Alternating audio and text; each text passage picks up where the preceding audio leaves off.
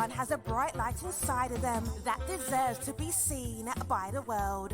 That's why it's time to shine the light on the extraordinary who are accomplishing phenomenal things. This is the Shine Out Loud Show with Lillian Ogbogo.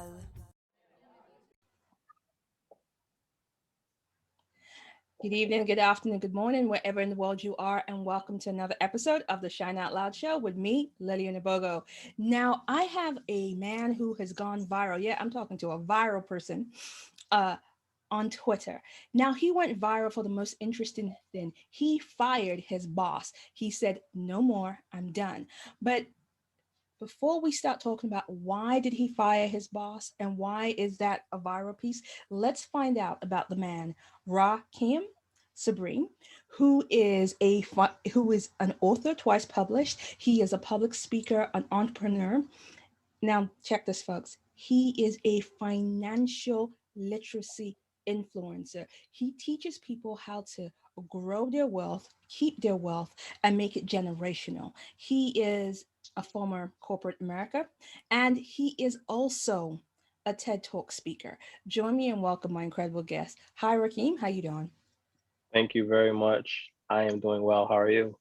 I am good. I'm good. I'm really excited to speak with you because now, like I said, you went viral, your tweets were everywhere, and basically you had fired your boss. But before we jump into that, like I mentioned, you're a speaker with a TED Talk under your belt, twice published. How did you get started? How did all this start for you? Good question. It started, I think the brand building, publicly facing anyway, started in 2019. I'm sorry, in 2018 when I published my first book. I had watched these two incredible women deliver training for the organization that I worked for. And I thought, I could do that. I could do that. And I wanted to figure out how to do that and make a living off of it. Right. So I approached both of them afterward and I was just kind of like looking for tips, like fishing for information. How do I do this? Mm-hmm. And the two pieces of information that I got from those conversations was one, establish your credibility and build a brand. Okay. And two, start speaking, like just get out there. So the conversation continued and the question was asked, well, what is your credibility?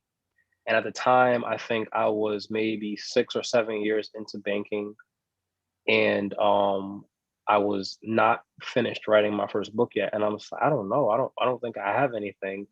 So how long have you been working for the bank?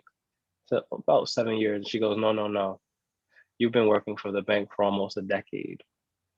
Yes. And then we uncovered that I was writing a book, and she says, oh my God, that's your credibility right there. You need to finish that project.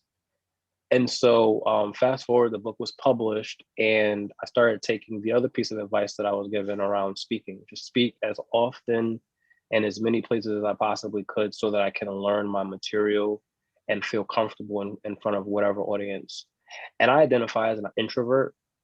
It's certainly an energy drain for me to get up in front of a large audience and talk, especially if it's just kind of one way. Right. But I've had to learn to exhibit extrovert tendencies, especially in this space. So as I was racking my brain to figure out how do I establish the most credibility in the shortest amount of time, I thought, well, why don't I give a TED Talk? And so I started to pursue what that looked like because, TED is like the epitome of Yes. speaking credibility. And so simultaneously, I started working on the book Financially Irresponsible. I did not want to be a financial influencer. It's actually kind of funny. I wanted to stay in the realm of mentoring, but there was such a huge appetite for that information. I was already giving away that information for free. A lot of people were showing up and looking for that kind of content. Yep. So I said, you know what, let me give my attention where there's demand. So that's where the book came out. The TED Talk, I actually published my book the day before I delivered the TED Talk. And once my story got out there, people started to resonate. It was, I won't say a rags to riches story, but it was a story of overcoming. It was a story of ownership.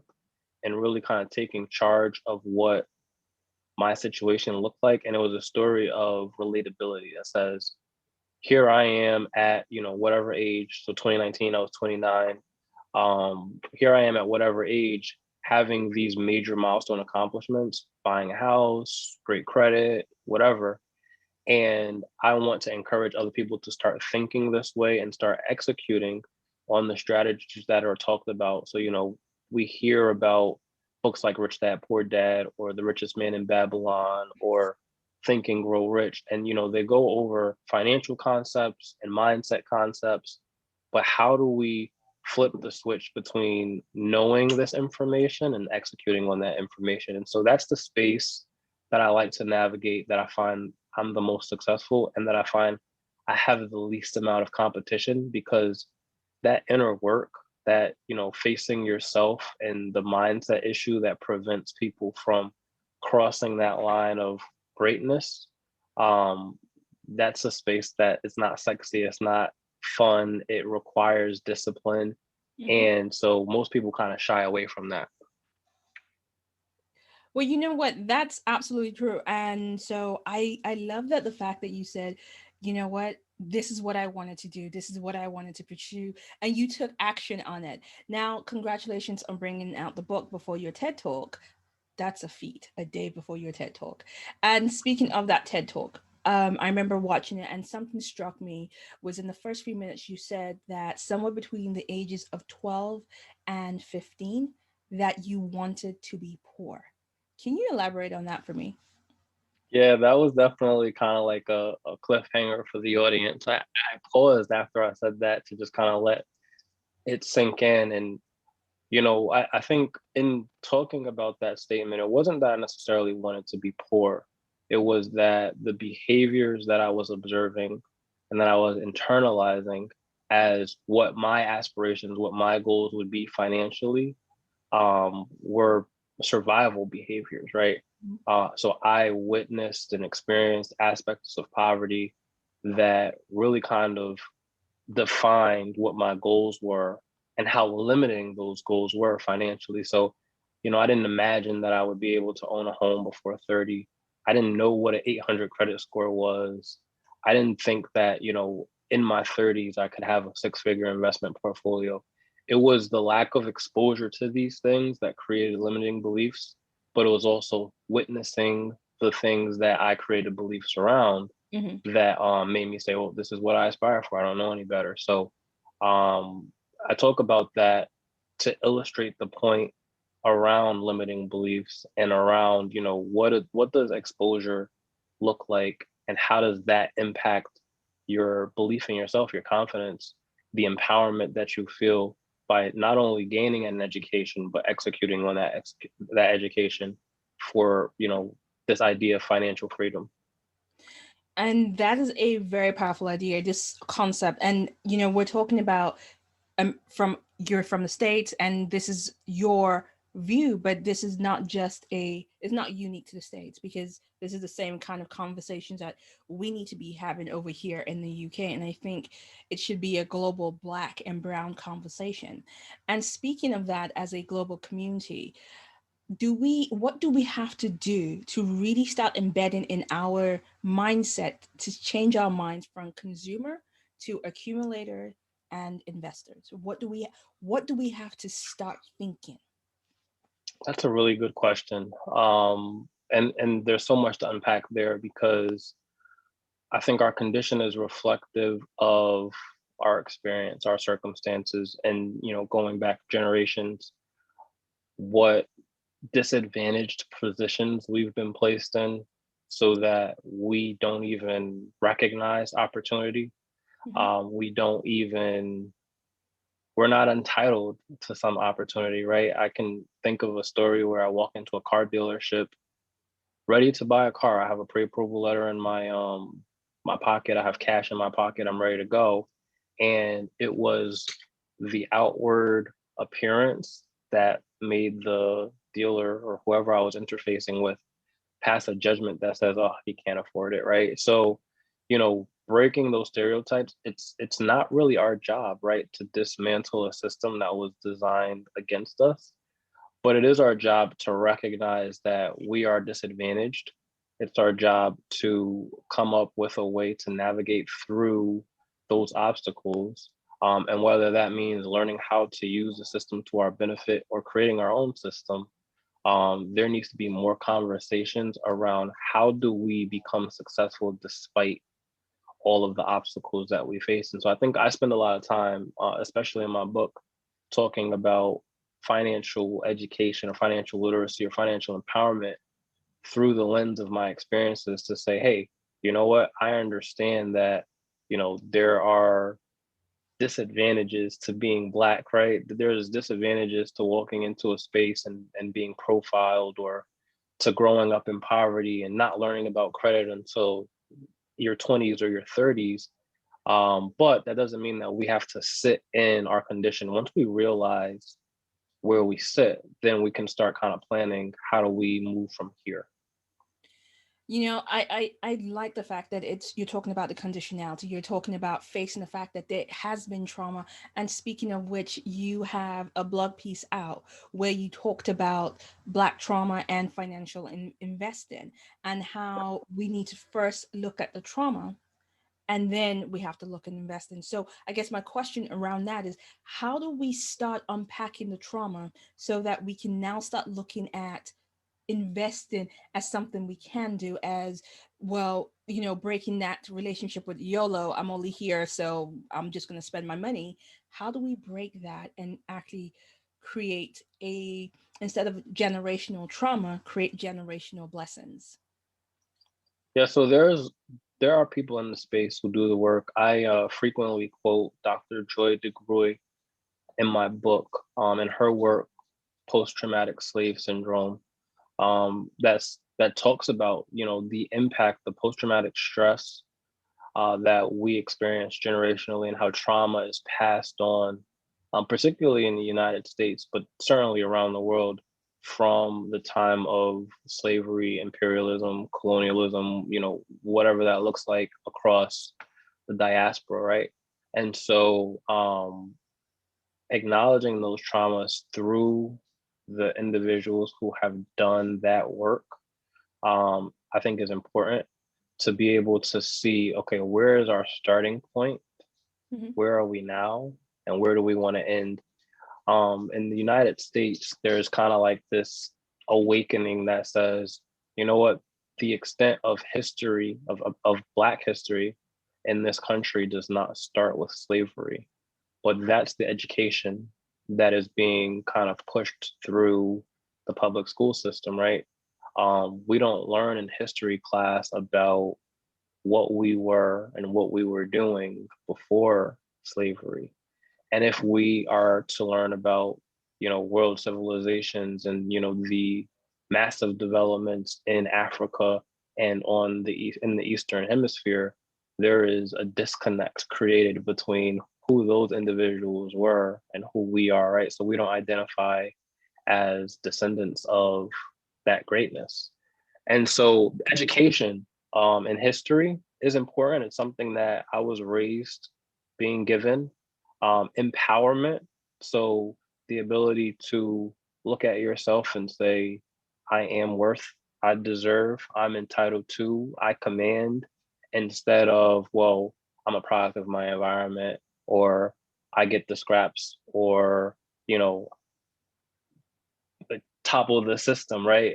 And I say that kind of in jest because I made a comment recently about capitalism and how can we as a people use capitalism to advance our position?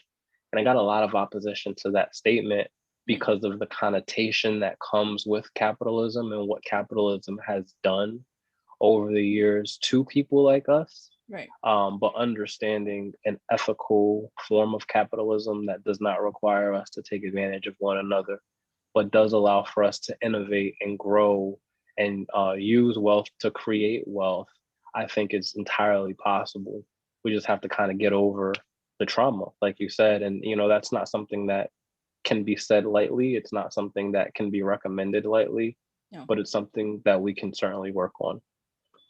Absolutely. And you know what?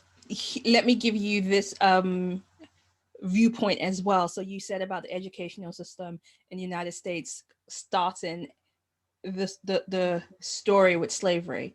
It's not a US based problem. That's also in the UK as well. So I do understand. I do understand what that feels like. And you're thinking, well, no, definitely people existed before this. And so yeah, definitely the need for that education. Now, you are also the co-founder of a nonprofit titled An Extended Hand. What is Extended Hand? So an extended hand came out of really combining two skill sets. Me and my co-founder have different origin stories when it comes to our careers. I started, of course, in a corporate environment. So there was heavy focus on systems, operations, finance, and leveraging my education through on-the-job training and my education in personal finance, and his education around human services and his background in the nonprofit space. We Right. thought it made sense to combine those skill sets and tackle an issue that is not unique to our state, area, or country. And that issue was homelessness. Now, homelessness is a spectrum for sure. And I grew up in New York where homelessness is a big problem. And one of the things that I like to share in telling the story is that I learned to become desensitized to seeing homeless people, believe it or not. And so I learned to not acknowledge them. I learned to not look at them. I learned to look through them because I'm in a position of survival, right? So we're talking about financial empowerment. I'm experiencing aspects of poverty. How can I give away what I have to somebody else who has less? Mm. And so when I started An Extended Hand, I had to become educated on what homelessness looked like and really kind of address the stigmas that come with homelessness that says that somebody standing on the corner is going to buy drugs or alcohol, or that they did something wrong, or that they want to be out there, and really look at how, this country and countries around the world fail the civilians that were, that either worked or lived or experienced under that rule, that economy, that education system, or what have you. We've learned that homelessness starts in school, Mm. as young as elementary school. We've learned that homelessness is something that impacts veterans who go out, fight for the country, come back, and they don't have proper resources. Homelessness impacts people with mental disabilities and mental illnesses. Homelessness impacts everybody. Maybe somebody that you go to work with is homeless. They go and they sleep in their car. And so there's a very broad definition of what qualifies somebody as homeless.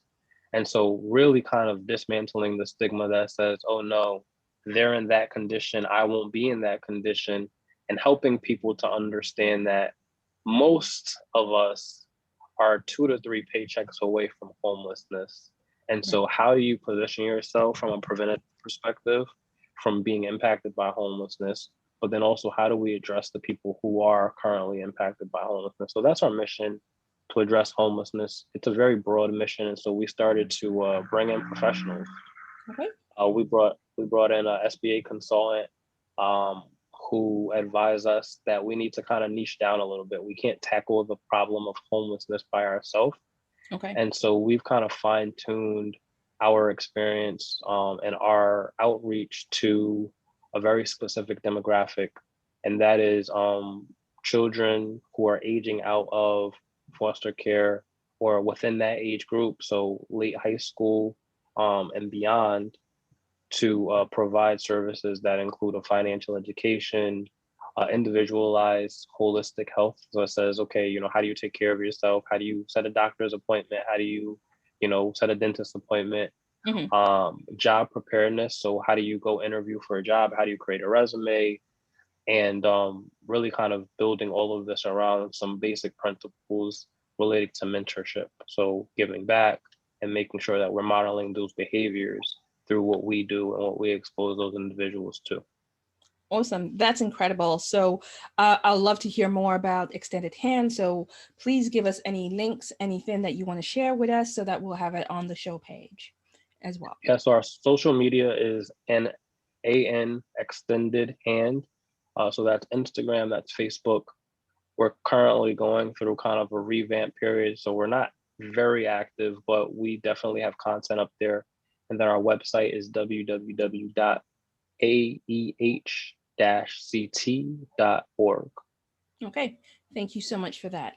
And when I started in the beginning, I said you recently went viral for firing your boss and walking away from corporate America because of your mental health.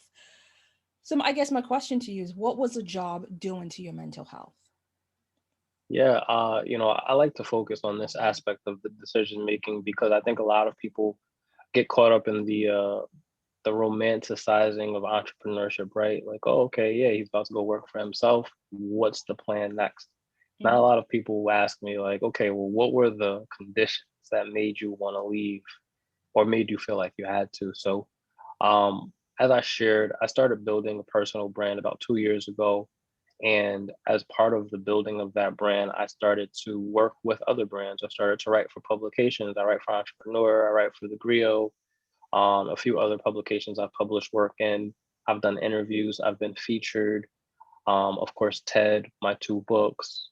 And so as I would share on social media, LinkedIn in particular, these accomplishments, I would get questions about what my commitment to working for the company was, what was my intentions, really just kind of feeling pushed into a space where I had to either choose my job, which was my primary source of income, or the work that I was doing outside of my job.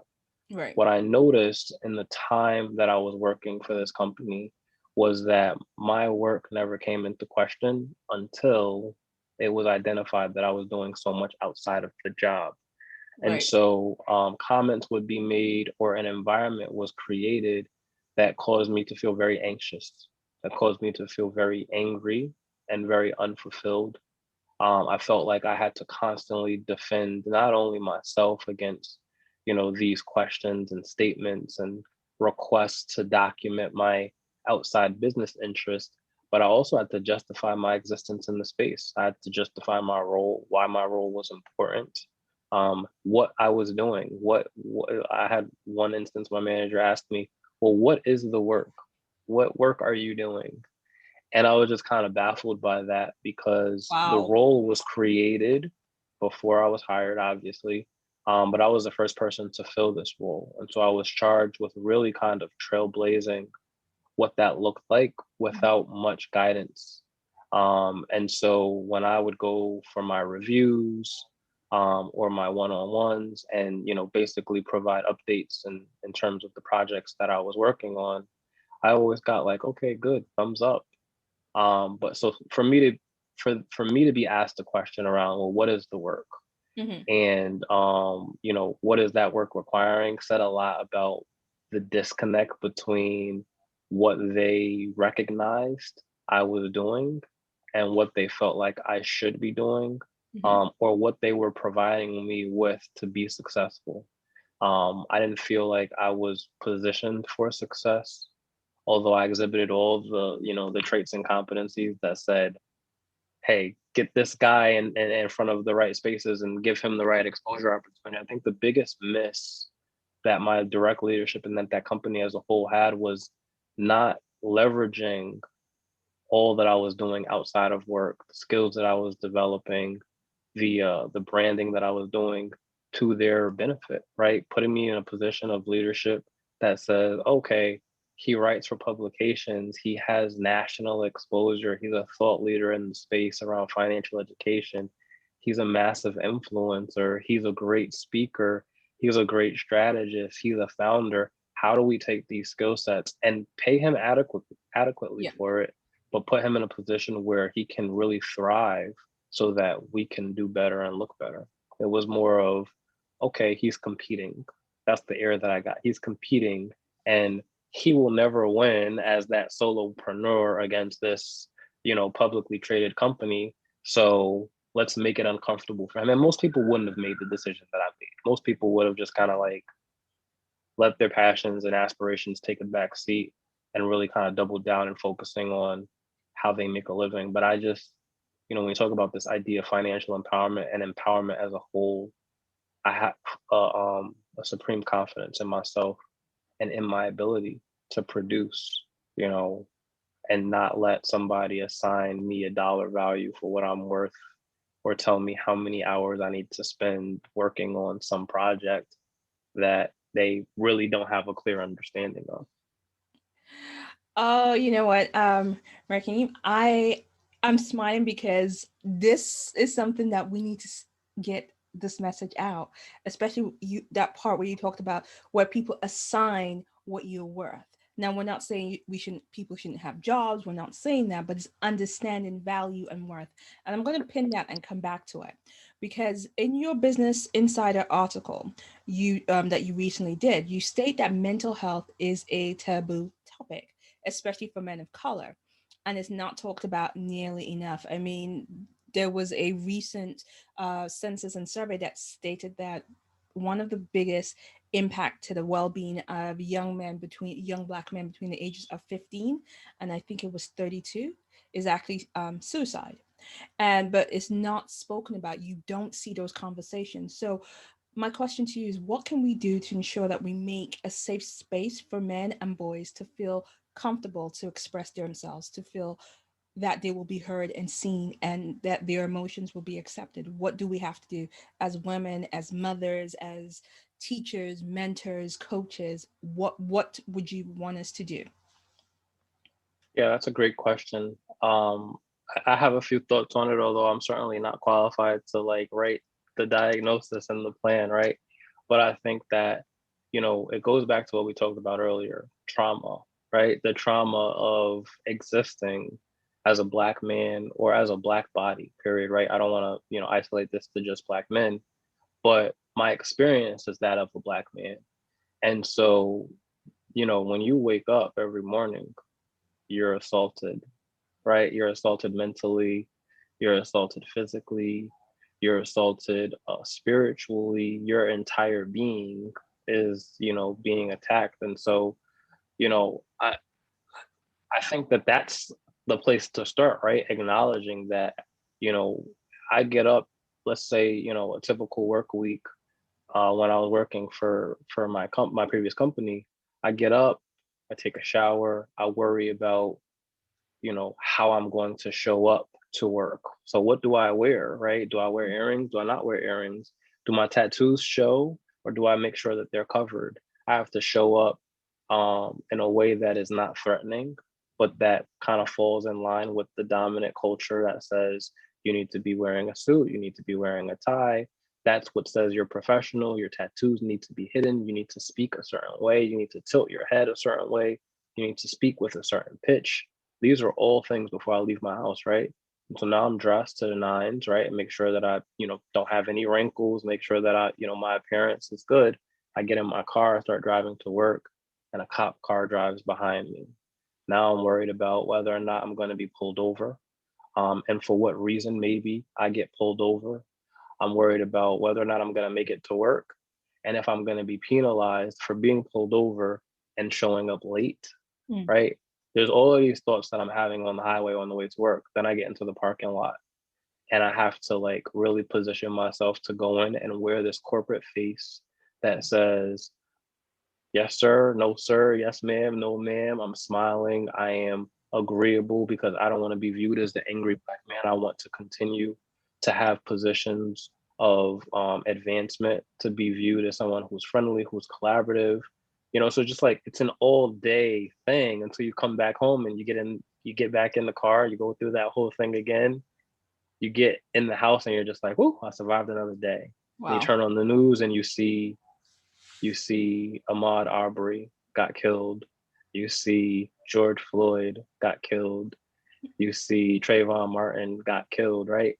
And so you see like that's somebody who looks like me, that could Mm. have been me at any point during this day, that could have been me.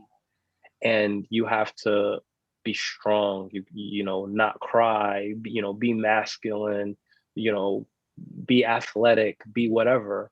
And so you know, that I think I would not pass off the responsibility to anybody but Black men to acknowledge and build on that. when you talk about what can mothers and sisters and friends and aunts and mentors and coaches and, whoever else do, I think acknowledging that too, and then uplifting and celebrating what, first of all, just surviving another day, and in a world where, you're a target, but then also building community, celebrating success, and not being so hard or judgmental in terms of, what battles you don't even see existing every single day. Young men, they get exposed to everything, right? Through social media, whether that's a culture of sex or a culture of violence, a culture of, gang activity, a culture of drugs, a culture of, police brutality, a culture of being emasculated, right? In a corporate environment that says that you have to show up a certain way. And so, there's a lot of Black men who I have spoken to in my personal life who said, I couldn't have survived in corporate as long as you did. I'm surprised that you survived that long. Wow. How are you doing that? How can you make that, right? There's the little Black boys who, who are tall and built. And the first question that they're asked is, are you going to be a basketball player or a football player, and not, are you going to be an architect or are you going to be a doctor? And so there's so many stereotypes that paint us as these monsters, as inhuman or subhuman. And that's by design, I believe. But there's the self-fulfilling prophecy that says everybody around you believes something about you. Eventually You that's believe. gonna seep in. But then also, even if everybody around you believes in your greatness, but you internally believe that you're a failure, well, then you're going to be the failure. And so getting to the core of what those beliefs look like and controlling what exposure to those things are is so key. I think, although I can consciously say my mental health was impacted in that space and have the self-awareness to recognize when my mental health is under attack, I don't think a lot of Black men can. But I was raised being told that I was a genius, that I was brilliant, that I could do anything I wanted to do, that I come from kings, that I come from architects and doctors and scholars, right? Like, I was poured into growing up, and I still Wow. have to deal with the same battles that every other Black man has to deal with, right? So maybe I'm in a better position to cope. Maybe I'm in a better position to acknowledge those struggles and kind of work through it, but doesn't erase those struggles. And so I can only imagine the kids that grow up being told, you're not going to be anything, you're not worth anything, Mhm. you're deadbeat just like your father, or you're only good to play ball, you're only good to be a rapper, you'll never go to college, you'll never be a doctor, that's a dumb idea, you can't do that, just all of the things that, first of all, steal away our innocence, but steal away our joy, right? Maybe a little Black boy wants to just, you know, play with the Legos and build towers because one day he wants to create a skyscraper. So, I think those are starting points. And like I said, I'm certainly not qualified to lay out a plan, but I think the the leadership and the guidance that I've had through my life has definitely influenced my belief in myself and my abilities. And so I strive to show, improve, and demonstrate that in all the work that I do. That's brilliant. And I love the fact that you said that you were constantly poured into from your childhood. And I think that is a reminder to all of us who have tiny people in our world, whether they're tiny or not so tiny, to actually make that conscious effort to pour into them. I have baby nephews who are 5, and I constantly let them know that I think the sun shines out of them. I constantly let them know that they can do anything. I constantly let them know that they're smart. They're even smarter than me. I constantly let them know because they teach me stuff and they're 5. And so I have to say that is actually a foundation. You're building up a foundation to let these young people know that they're worth something. And as you know, it's not just a black man thing, but I understand what you're saying. There are different battles that you are facing, that I won't face because of where I live in the UK. We may not have in the same way, but it's still, I can understand that will be a constant battle. And speaking of tweets and things that you've done, there's a tweet that you put out in February that made me laugh because you said, it made me laugh in a way that goes, I see that tweet and I recognize it. And you said, um, corporate America's toxic trait about guilting you for wanting more for yourself, while simultaneously gaslighting you into thinking your skills, talent, and experiences are worth less than you deserve. Can you kind of open up this tweet? What inspired this particular tweet? Yeah, I was having a really bad day that day. I was having a bad day at work. I do believe the trigger for that tweet was a conversation akin to the one that I described to you in the beginning, right? Mm-hmm. My manager must have seen something that I posted or shared on LinkedIn and wanted to have a conversation with me about it. And the conversation made me feel minimized. It made me feel like, instead of celebrating this accomplishment, whatever it was, and, kind of looking for ways to leverage that skill set, you stole my joy. Mm. You made me feel like I need to be staying in my place, right? And it's not the one instance, it's the 10 years of accumulation of instances, right? I've had so many situations that I'm really kind of unpacking now and definitely documenting, working on a book to kind of talk about those things. But whenever I feel like my leadership throughout the course of that time span felt like I was getting too big for my britches, right? That I was asking for more than I deserved. I was always kind of like knocked down and made to recognize that you're not there yet. And even if I was there, it was like, no, not on your time, on my time, when I'm ready to promote you, when I'm ready to put you in front of this audience. And so I think it was the combination of all those experiences that culminated in that moment where I had been doing some studying on this concept of gaslighting. And when you're experiencing gaslighting, the person who's gaslighting you or the entity or whatever that's gaslighting you will make you really experience some cognitive dissonance between what you know to be true based off of your experiences and what you're told to be true. And Yes. so when I look at, what it is that I was doing, I didn't know too many people who had wrote 2 books, delivered a TED Talk, writing for publications, being featured in these different publications, starting businesses while working a full-time job. And instead of being celebrated for those things, I was made to feel like, well, I'll give you a direct quote. Somebody in the corporate space said, yeah, you wrote a book, but it's not a New York Times bestseller. What's going to convince somebody to hire you to do a presentation or a speech based off of that book without it being a New York Times bestseller? And my goal at the time and still to this day is to continue to develop my skills as a speaker, and certainly provide corporate training or corporate consulting in the spaces that I have knowledge and know-how around. And the joke on the individual that made that statement is that I understand how the New York Times bestseller list works, and it's not based off of the quality of that book. It's based off of the amount of marketing dollars you have to put it there. And so clearly, I didn't have that amount of money to put my book on a New York Times bestseller list, but that doesn't take away from the message, right? It doesn't take away from the significance of the message and the uniqueness of my experience and being able to educate others. Mm-hmm. But I was good enough to work 40, 50, 60 hours overnights and on weekends on, the projects that they needed me to work on. And so I should have stayed in my place, right?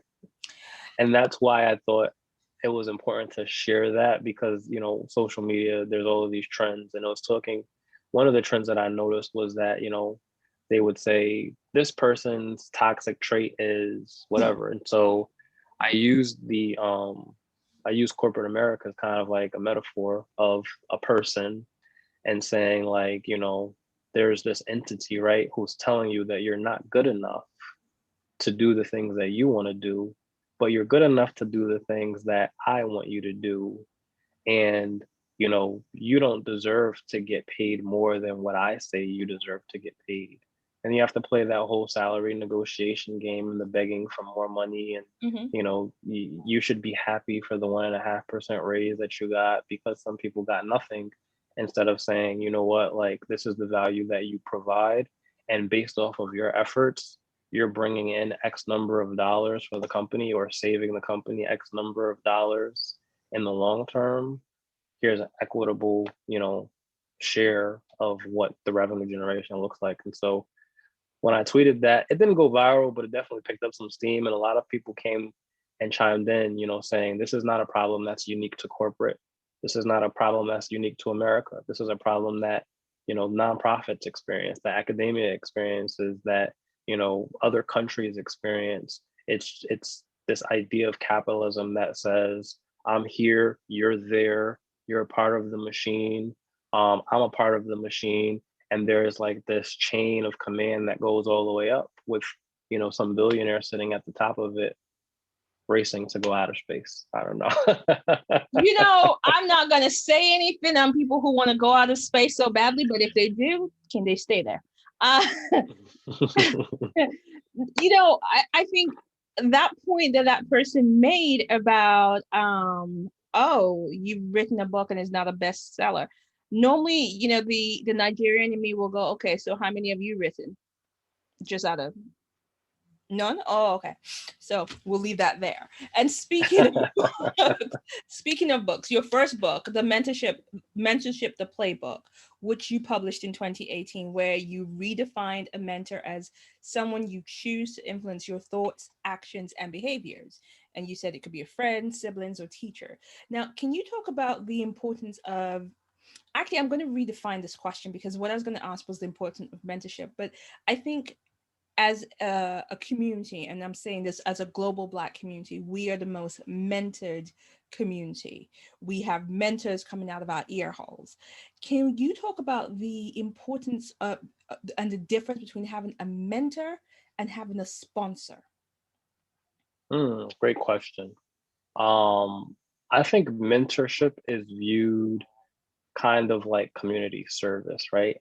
I spend an hour with this kid or whoever, and maybe I teach them some skills, or maybe we just hang out and they get to hopefully by osmosis learn something and look up to me, right? And I am not downplaying mentorship, and certainly that's the reason why I redefined it, right? When you start looking at kids as young as 12, and who they choose to allow to influence the way that they believe, behave, think, more times than not, it's going to be somebody who's within their age group, right? Yeah. And so identifying the impact of making the decision to allow somebody to have that influence over you, and what values or knowledge base they have. I mean, at 12 years old, I certainly wasn't trying to hear, oh, my 12-year-old friend doesn't know any more than I do, because from my perspective, it's like, oh, he could do a backflip, off the mattress. I want to learn how to do a backflip off the mattress. He knows how to do something I don't know how to do.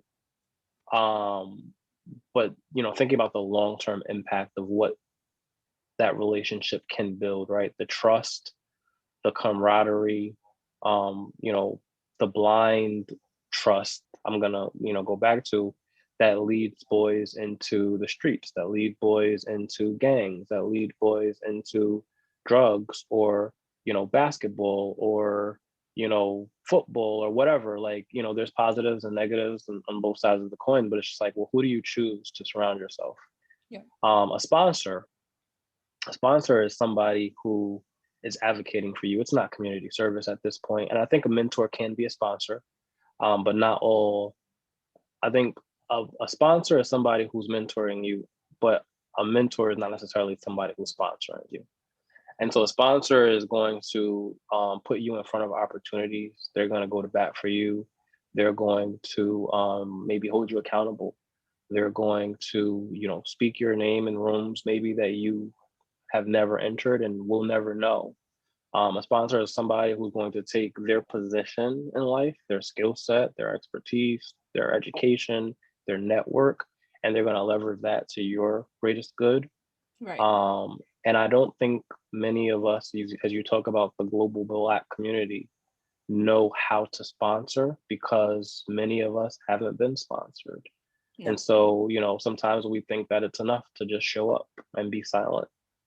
And that's one of the key plays actually in my book that I talk about, the need to recognize when to speak and when to be silent. But some of us think that it's enough to just show up and I'm going to show you how to tie a tie, or show up and tell you, you need to make sure that you go to work at 8 o'clock and, be on time, or, be 15 minutes early. And, really, I'm going to jump really quickly. One of the things that I am ashamed of, and kind of reflecting and decompressing from my corporate trauma, as I've described it, is that I encouraged many people like me to learn how to play the game. Right. And what I learned in hindsight is that I was perpetuating the same oppressive system that I experienced on other people. And so jumping back really quickly, when we talk about mentors viewing your experience from their perspective, from their worldview, and perpetuating the same systems that have created trauma within them, that's doing more damage than it's doing good, right? And so sponsorship is, I'm gonna bring you to work and make sure that you're there early. But not only that, I'm gonna speak to, I'm making up a random scenario now. I'm gonna speak on your behalf and talk about how great of, a worker you are, or how attentive you are, really taking the time to know who you are and what your skill set is, and being able to champion that in different spaces. Yeah. And that's powerful. I think my if I want to pick a movie to think about sponsorship would be Hidden Figures. And that scene where Kevin Costner did close the door on Taraji P. Henson's character, close the door on her. And he's like, no. And literally opened the door and said, if she's not in the room, I'm not in the room. So it's that way you say going to bat for that person. Mm-hmm. And I think, having that is crucial for us. We can't, it's no longer just enough to say we're in the room. We need to have people who are going to go to bat for us in those other rooms, the rooms that we 100%. Yeah. So, and well, you think about too, like this idea of your network is your net worth. Yes. Or this idea of, the business deals that are had on the golf courses, and the trust fund kids or the legacy children that go to these prestigious colleges and universities based off of who their parents are. That's sponsorship, right? It's not just, okay, I'm going to tell you everything that you need to survive and like cast you out into the world and, hopefully you use the skill sets. It's, I'm going to use my influence to make a difference. And so nepotism, that's what it is. It's nepotism. It's us, pushing us forward. And like you said, it's necessary for sure. It's highly necessary. And I think it's that whole catching system, because you have those legacy kids. Some of them we know them, and some of them you see them in jobs and thinking, if you weren't your last name, you wouldn't ever be in this space. And you know that they're continually being caught and moved up. I mean, look at our situation and who we have as a prime minister. Nothing can explain that other than that. But we move along. So your recent book, Financially Irresponsible, what inspired the creation of this book? So I hired a consultant. Shout out to Gio. Gio DeReese is his name. He asked me as we were sitting down, kind of drawing up the plan for writing this book, and I told him I do not want to write a book about finance. He says to me, "All right, you're at an airport. Somebody walks up to you and they say, 'Hey, I'm in a bind. I will pay you any amount of money to come deliver a speech in the next 30 minutes on any topic of your choosing. I just need somebody to come and deliver.'" what's the topic you're speaking on? And I said, personal finance. And he goes, that's what you need to write about. And so the book idea started, I don't often talk about this in this way, so I appreciate the question. The book idea, I started writing the book at 29 years old, and it was originally supposed to be 30 things to accomplish before 30. Right. And so a lot of the things that I had accomplished at that point were financial accomplishments, whether that was establishing a retirement account, investing in the stock market, getting an 800 credit score, buying a house, buying a car. And so we learned to take those ideas and then, build around those ideas, my experiences, but educational moments that says, okay, how are we going to make a difference? And, a lot of this conversation that you and I are having centered around trauma, like how do we acknowledge that trauma and teach people how to audit their beliefs, leverage the law of attraction, get away from the scarcity mentality, break generational curses, establish generational wealth, learn how to build wealth, protect wealth, manage credit, and all of those other things. And it really kind of became a lecture. Actually, it literally was a lecture because he interviewed me and asked me a series of questions that we recorded and then transcribed into what became the chapters of the book. So as we were figuring out what the title of the book was going to be, he said, well, what is the impact that you want this book to have? And I said two things. I said, I want this book to have the same impact on others that the book Rich Dad Poor Dad had on me. And then the second one was, I want to be on TV. I said, I'm envisioning myself right now, like on the Steve Harvey show, on Ellen DeGeneres show, and I'm just like talking about how this book is so important. And he says, okay, so we need to have something that's really going to make people stop on first glance. And so that's how we ended up coming up with the title, Financially Irresponsible, because it was just kind of like, this guy who talks about, personal finance and the right things that you should be doing is writing a book called Financially Irresponsible. And the idea behind it was to say two things. One, it's irresponsible for you to defer your financial dreams, your financial goals, your financial freedoms to somebody else and hiring a financial advisor and just saying, hey, like set it and forget it, right? You just manage everything for me. And two, there are concepts within the book that most traditionalists would consider financially irresponsible, but that have worked for me. And so it's really to drive home this point that personal finance is personal. And you can do all of or many of the quote unquote wrong things that traditionalists in the space might tell you, you only should have 2 credit cards maximum. And, that's how you maintain a great credit score. And I'm like, well, I have 9 credit cards and I have an 800 credit score. So, like, what are we talking about here? Okay. And illustrating with literal examples like that one, how I was able to do that. So it was definitely a fun project. There was some stress involved because I really wanted to deliver a quality piece of work. And that's why it came out so late. My original publishing date should have been September of 2019. But, I think everything happens for a reason. And so, like I said, I was able to publish December 2nd and then deliver my TED Talk December 3rd. Well, that's brilliant. I mean, the fact that it's out and it's something that we are going to be talking about, not just you and myself, but other people are talking about. We want to find out how to build wealth. And speaking of which, you just pointed about how there's so many different people saying, oh, to build wealth, you have to be this way or that way. My fun ones, it's, the ones you find in social media who now say, for you to create financial wealth, you must ban everything. No more avocado toast, no more coffee. You must live like a monk on some kind of hill.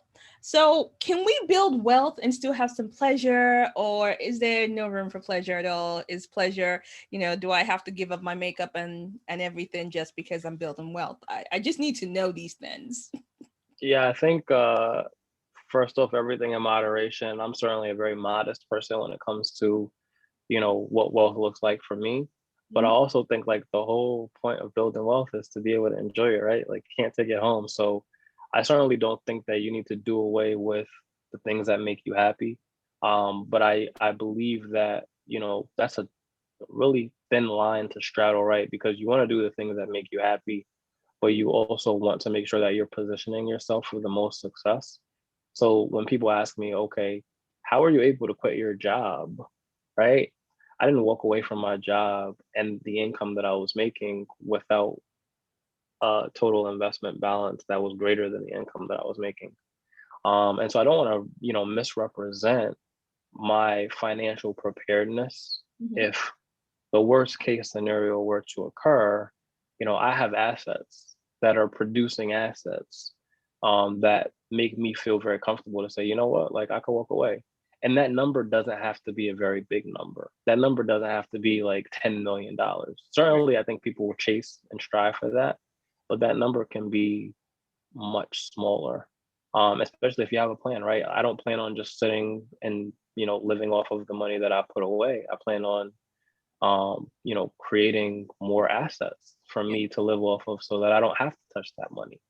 But I do have the cushion there because I did what, we're talking about. I put money away, I paid myself first, I invested, and all of those things I talk about in the book. So, my journey is one of transparency. I share, the mistakes, I share the successes, I share the process, like the methods. And really it just kind of comes down to mindset. So, going back to your question, no, I don't think you have to do away without. I think, we all deserve nice things. I'm a tourist, and so I love luxury. I love food, but I'm not somebody who is, living in excess, right? Like I don't need to be out driving a Hellcat. Like that's not my thing. I don't need a Porsche. Like that's not my thing. But I have a, relatively new car. I bought a 2020 Nissan Altima in 2019. I leased my vehicle. I thought that, that was a smart thing to do. Right. So again, I can't say enough that personal finance is personal. And so if you have a particular lifestyle in mind, then you need to develop assets that will give you that lifestyle. Okay. So we're talking about this wealth building and we're talking about growing that wealth. So let me ask this question. So there's some people that we didn't get the lessons early. We are now past 30, past 40. Is it possible to start late and still build wealth? Absolutely. Absolutely. I think, I love these questions because they force me to go back to previous positions. And I think the position that I mentioned earlier was, the limiting beliefs, right? Who's to say you can't make what you're making annually in a month, Hmm. right? Who's to say that there's any cap on what you can bring home as far as income, right? So you look at what is the average income for an individual, period. And then you further break that down. Well, what's the average income for a Black man? Mhm. What's the average income for a Black family, right? And you look at all those numbers and you think, okay, well, not everybody is living that way, right? I was technically considered a high income earner compared to my peers, especially in my age group. But I made a decision to walk away from that, right? And so I illustrate that point because it's like I made a decision to walk away from that because I believe that what I was making a year, I could certainly make in a month. It's just about figuring out how to make that thing happen. So, age I don't think is a factor. Certainly, it helps to start early because the power of compounding with invested assets is huge. When you have time on your side, then the growth potential is massive. But you're looking at establishing growth over time versus what you can establish as far as cash flow. You look at some of the major brands that we recognize and know. A lot of them, the founders and CEOs of those brands started later in life, 40s, 50s, 60s. Okay. So I'm loving this conversation and I think I could talk to you for hours, but we'll come to that point in the show where we celebrate our So Loud moment of the week, where this is where you get to celebrate a person, a thing. What would you like to celebrate? Today I want to celebrate Paying my mortgage. Yeah, and I think the reason why it's important for me to celebrate this is because this is the first mortgage payment outside of the corporate salary. This is the first mortgage payment that had 100% been funded by not the company that I worked for. Right. And so here, I don't know how it works outside of the United States, but we have 15 days to pay our mortgage. The mortgage payment was due on the 1st, today's the 15th. And I was really, up until the 14th, sitting there like, how am I gonna do this? Like trying to figure it out. And I think, that's the life of an entrepreneur, right? You figure it out. And so I did. And I was very happy to be able to like make that phone call and pay on time and not have to worry about any late fees or penalties associated with doing that. So that's my happy moment today. And Oh, really I this love it. week. I love it, love it, love it. That is awesome. You've been talking throughout your journey, how you've gone from what you experienced in your childhood to build an excellent credit of over 800. So let's talk about this because not everybody is there. So let's say you have somebody who comes to you and goes, listen, my credit score has flatlined. It is dead. What is the first thing one has to do to rebuild your score? They would have to understand the aspects that make up a credit score, right? So there's a million situations that could have been the influencing factor of why their credit score dropped. Maybe they lost access to a considerable portion of their credit by closing a credit card. Maybe like an account of theirs went into collections, they missed several payments. There's inaccuracies on their credit report. And so really kind of identifying where you are Mhm. and what components of a credit score need to be addressed in fixing those things Okay. is important. Most people's problem when it comes to credit is that they either don't have enough or they made some mistakes in the past, right? Fortunately, a lot of, if not all of those mistakes can be corrected, and certainly with time as an ally. So again, like I said, there's a million different ways that you can look at the situation, and depending on what your individual situation is, there's going to be a million different solutions. But the most important thing is to figure out where you are. And Okay. then I would say the second most important thing is to take action once you realize what needs to be corrected. Okay. So basically, have sight, get vision, get clarity on where your situation is, and then take the aligned action that needs to happen. Okay. Absolutely. This I like. And I think, we'll come to that part of the conversation where we're talking about the global community, how we can start. We seem to have normalized the conversation around trauma. We seem to have normalized the conversation about certain things, or this is, what I like is, oh, yeah, Black people don't do X, Y, and Z. Allegedly, we don't swim. Now we have Olympic Black swimmers. Black people don't do athletics or whatever it is. We have those conversations. How do we start having the global conversation that says Black people are investors, Black people are wealthy? How do we start normalizing that conversation for Black wealth? I think with all of the examples that you've given, the key to normalizing is connecting, right? So I'm learning a lot about how things in the UK work that, compared to the way that the USA works. And I think, we live in our collective bubbles and we focus on the differences more than we focus on the similarities and the strengths. Yes. And that's a problem. So the global community, I think, needs to just be more connected and share what those success looks like. So, we talked about sponsorship, we talked about mentorship, we talked about empowerment, we talked about addressing trauma. Like all of those are keys and pieces to the puzzle that need to be kind of laid out on the table in front of us collectively so that we can come up with a plan to address those. Because you know what, I am not an anomaly when it comes to being an investor, and I would not even consider myself to be an expert investor. I know people that I've been connected with through social media that I've never met in real life, that I've never talked to on the phone, who are doing phenomenally well when it comes to investing in whatever their medium is, whether that's real estate, cryptocurrency, the stock market, commodities, businesses. And so talking to those people and witnessing their journey and sharing my success and celebrating their success not only inspires, but it's contagious, right? It makes me want to do what they're doing. It makes me want to learn what they've learned. It makes me also want to share, right? Like, how can I be of service to you so that we can get a relationship going?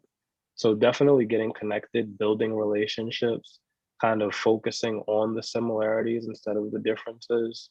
My grandfather used to say the two best education in the world are traveling and reading, in that order. Black people need to travel, right? I've been to Iceland. That's not a very popular destination for Black people. But it was something that I experienced that I can say, you know what, I did it. It was beautiful. I love the way that they, tap into the geothermic energy. But let me tell you, the food was crap. I'll probably never go to Iceland to eat. It was cold. Black people don't like the cold, but it was an experience. And so, kind of getting outside of our comfort zone and really redefining what these stereotypes, stigmas, and kind of reluctance to do certain things because it's not Black or that's for white people is also something that we can do to kind of like break down what are these stereotypes. I'll say this and kind of let you go. There was this saying, I don't know who's responsible for saying it, but I certainly heard it quite a bit growing up. If you want to hide something from a Black person, you put it in the book. In the book, yeah. And so that implies that Black people don't read. Mm-hmm. And here I am writing books for Black people, right? So like redefining the stigma that says, oh, you want to build wealth, you want to be the start of what generational wealth looks like. You got to pick up a book, and more than that, you got to pick up my book. Somebody asked me on Twitter, so your book sounds intriguing, a Black person. Your book sounds intriguing. Why should I buy it? And I said, because I wrote it for you, right? Like how many books do you know had you in mind? And so we need more of that. We need more of that. Absolutely. And that is a stellar answer. I absolutely approve of that answer. Give me, why should you buy it? Oh, I swear there's some people that ask some interesting things. Okay, so I think I have a couple more questions for you. And I think, we've talked about mental health. We've talked about the fact that you are protective of your mental health and you decided to say, nope, I'm not going to do this. So I guess we are looking at this whole conversation. If you go on social media, again, you can hit a stone. There's somebody talking about self-care, mental health, and all of that. And yet it seems like when the conversation around self-care, Black men are largely invisible. So what self-care practices do you recommend for men to start maintaining their own personal mental health? Yeah, I think the lowest hanging fruit is reflection time, right? Taking time to do nothing. And that was a piece of advice that my dad gave me when I left my job. He says, Rahkim, make sure you schedule time to do nothing. And when I say nothing, I mean nothing. Like not checking emails, not doing social media, not, giving somebody advice, even though you enjoy it, like literally nothing. And I think that allowed us to kind of face a lot of the issues, identify a lot of the issues that we have, because we're not using some other coping mechanism to run from, or disguise that issue. I think the second part is build community. Have somebody who looks like you, experiences like you, kind of, talks the way that you talk, and, whatever, that you can call and talk to, and really establish community, and say, hey, you know what, like, I'm not doing well today. I don't feel encouraged today. I'm very blessed to be able to, when I'm having a bad day, text a handful of people and say, hey, I just need you to tell me that everything's going to be okay. And just getting that response, whether it's a verbal response or through text message, helps me kind of like breathe in, breathe out, and realize, you know what, like, I'm alive. It's another day. More on the movement side, definitely, some kind of physical activity, working out, walking, whatever. That's going to help with self-care for sure. It's going to help with stress elimination. One thing that I recently started doing for my self-care is getting massages. The first time ever I got a massage, I think last month. And I was like, oh, this is a game changer. I need to do this all the time now. So like preventative care, particularly physically, is important. Um, and that includes like what you eat, what you drink, what you don't eat, what you don't drink, where you go, how much you sleep, all of those things. And then something for your mind.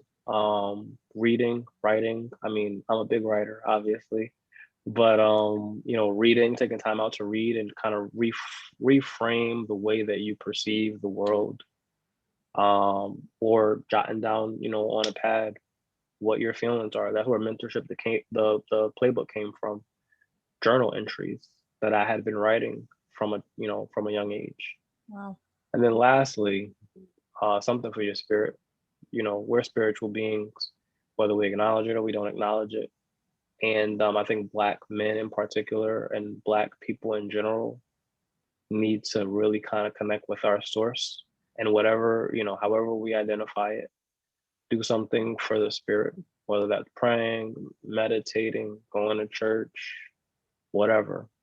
We need to make sure that we protect our spirit, because I believe that, these illnesses, especially mental illnesses, start in spirit and then start to manifest mentally and then start to manifest physically. And so by the time it gets to become a physical issue, now you have to do 3 times the work to really address it. Absolutely. Thank you for that. And so, you did say you write, and we know this because you have 2 books out. And you mentioned that you do read. So what are you currently reading, or what was the last book you read? I'm reading this book called Becoming Supernatural. And it's a really good book. I've been kind of dragging my feet on finishing it. Actually, I have it near me. The Dr. Joe Dispenza? Yes, it is. Yes. And it's a phenomenal book, and it really kind of encompasses a lot of the things that I talk about, but it does so in a very scientific way. So talking about how to, leverage a heightened state of emotion to, make change occur. Just the mechanics of how your brain works in relation to spirit, the relationship between time and what is time, the illusion of time. So I love that book. I'm not finished with it yet, but I plan on finishing it and reading more of his books. Awesome. And then I have a list of other books that I need to get to. You know what? That's a great book. It's actually on my list. Yeah, I'm going through a book club phase at the moment. So yes, I will add that to the list. You know what? I think that I'm definitely going to have you back on the show. So since we've made it since I've said it publicly, you're going to have to say yes. Absolutely. See, perfect answer right there. So we're going to get you back on the show, and we're looking forward to, when travel is allowed, having you come to London and seeing you speak in London and talking about building generational wealth, breaking those curses, and actually start as a global community, putting the dots together to start changing our wealth stories. Now, before I would love that. Awesome. Before I let you go, let people know how to contact you, how to reach you on your socials, via your email, via your website and social. Everything that I'm attached to is really kind of attached to my name as a brand, right? So Facebook, Instagram, Twitter, LinkedIn, all at Rahkim Sabree, RAHKIM SABREE. My website is rahkimsabree.com. And yes, there are various locations on my website for people to reach out. And I'm very responsive through DM. So, specifically Instagram and Twitter, I'm very active. So if I see a DM, usually I see it and I respond to it. I can attest to this because I got into his DMs, and that's how the show happened. So I can attest to he does respond, folks. So yes, do reach out. So Rahkim, this has just been awesome having you on the show. sharing your story. I'm looking forward to hearing more. I'm going back to your Twitter page to read a few more tweets. I'll put the links to your TED Talk and your website in the show page for people to reach out. Now, is there just the last question and final question? Is there anything new coming up that we should know about and that we should keep an eye out for? Yes, for sure. So I'm working on my third book called I Fired My Boss, Escaping Corporate Trauma. And that I don't have a date for it to be released, but I do plan on releasing it definitely before the end of this year. Brilliant. Okay, we're going to keep an eye out for that book. And when it's out, we'll have you back on the show to talk about it. But yes, looking forward to seeing that on the shelves. And who knows, it will probably be a New York Times bestseller this time around. Certainly. So, folks, you have. It's a wrap. We have talked, we have shared. Go and check out his website. Go and check out his socials. Find out what he's talking about in terms of this building wealth, breaking this cycle of low expectation for our financial well-being. Understand how we can actually, as a global community, start growing and changing our wealth stories. Understanding how to utilize nepotism in a way that actually is of service to us, and why we need to start being sponsors for each other, how we can start growing each other. Go and find out about this young man and take a look at what he's doing. And you know what to do. You like the show, give it the likes, share it with your friend, share it with folks. Let's start changing this conversation because we deserve to thrive. We cannot survive anymore. We deserve to thrive. So, thank you so much for being a guest. Thank you very much for having me. I love the conversation. Oh, I loved it too. Thank you.